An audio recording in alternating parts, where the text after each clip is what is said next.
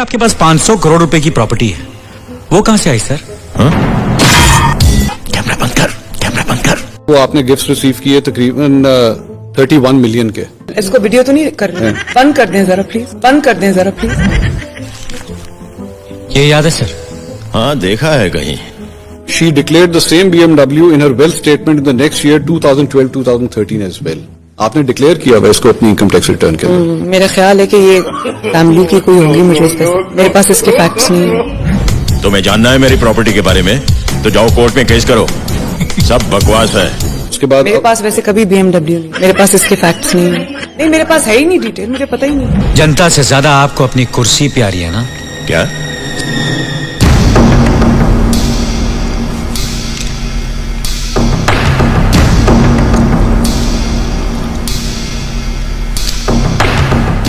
Maryam Safdar owned a BMW car which was gifted to her by the UAE royal family.